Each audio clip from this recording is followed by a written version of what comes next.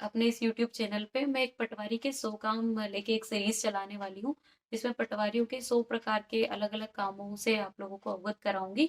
और वो काम क्या होता है, उसमें पटवारी की, किसान की, आवेदक की और अधिकारी की क्या भूमिका होती है, किसको क्या लाभ होता है, किसको क्या हानि होती है, कैसे जांच की जाती है, सब चीजें बताऊंगी। ऐसा कोई व्यक्ति नहीं है जिसे अपनी लाइफ में कभी पटवारी से काम ना पड़े। या तो बर्थ सर्टिफिकेट आपको बनवाना है, कास्ट सर्टिफिकेट बनवाना है, जमीन आपने खरीदी, हर कोई व्यक्ति अपनी लाइफ में एक ना एक बार जमीन जरूर खरीदता है। और जमीन का जो नामंत्रण होता है वो पटवारी ही करता है, तो हर इंसान को अपनी लाइफ में एक ना एक बार पटवारी से काम जरूर पड़ता है। तो बने रहिए और पटवारी के कार्यों को अच्छे से जानिए। कौन सी फसल कहाँ ज्यादा होती है, कैसे पता चलता है? हम सभी ये याद करते हैं कि सबसे ज्यादा धान कहाँ होती है, सबसे ज्यादा गेहूं कहाँ होता है, सबसे ज्यादा गन्ना कहाँ होता है।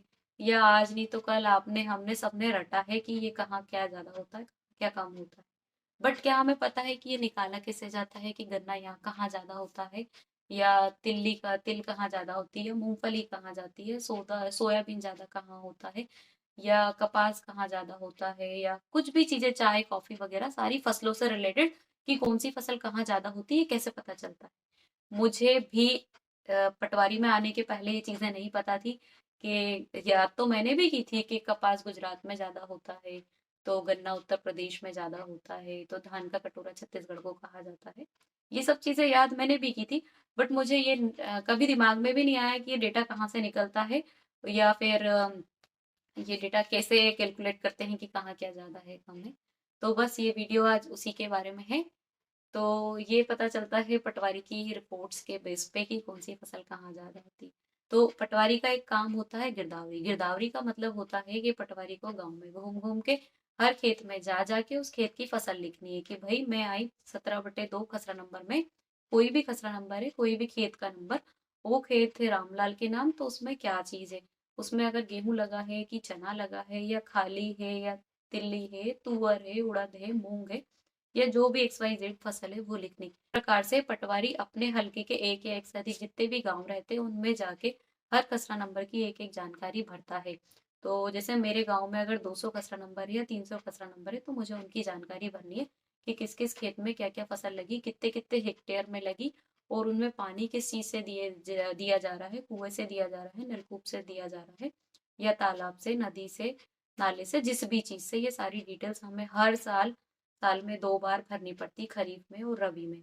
तो मैंने तो रबी और खरीफ की फसलें भी रटी थी जब मैं पढ़ती थी। तो क्या है कि मेरे परिवार में किस खेती नहीं है, तो मुझे खेती के बारे में उतनी जानकारी नहीं थी, प्रैक्टिकल नॉलेज बिल्कुल नहीं था।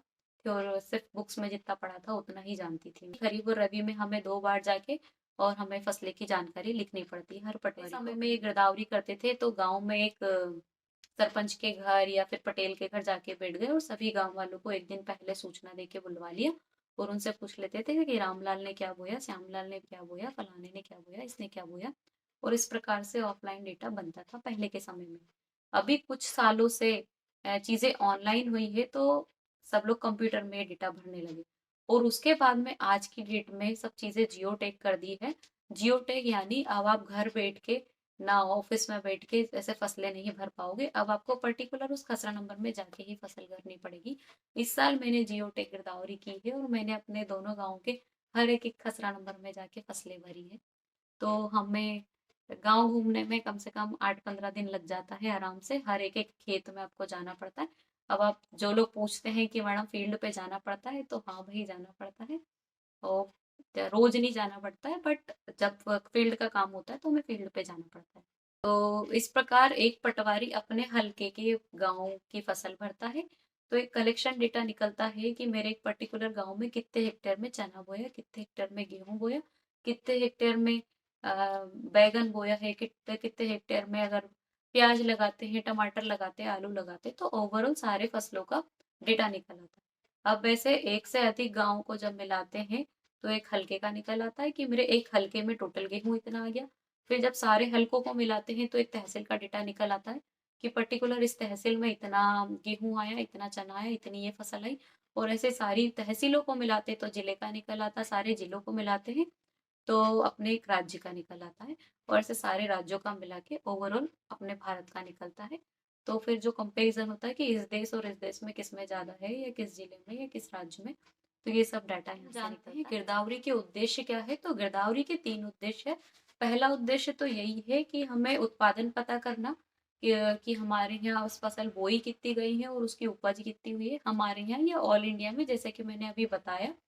तो हम इससे उत्पादन पता कर पाते हैं कि भैया इस साल गेहूं कितना हुआ, चना कितना हुआ, कितनी फसल कम हुई या बढ़ गई है, ये सब चीजें। दूसरा इसका उद्देश्य है ई उपार्जन केंद्र पे जो सरकार न्यूनतम समर्थन मूल्य पे उपज खरीदती है, तो उसके लिए।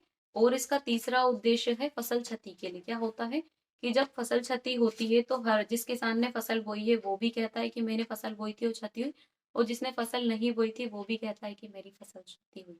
अब कभी कभी क्या होता है, जैसे हमारे यहाँ धान के सीजन में सोयाबीन भी लगाए जाते हैं।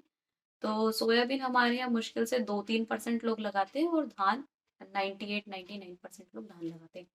तो मान लीजिए अगर सोयाबीन खराब हुआ, तो जिन लोगों ने धान लगाई वो लोग भी आके कह देते कि मैडम हमने भी सोयाबीन लगाया था और हमारा भी सोयाबीन खराब हो गया। तो ये जैसे ही बोनी होती है उसके जस्ट बाद पटवारी जाके गिरदावरी करते हैं। तो गिरदावरी में बोनी के टाइम पे ही लिख लेते हैं भैया किसने कितना सोयाबीन बोया और किसने कितना धान बोया, वो किसकी कितनी खाली है।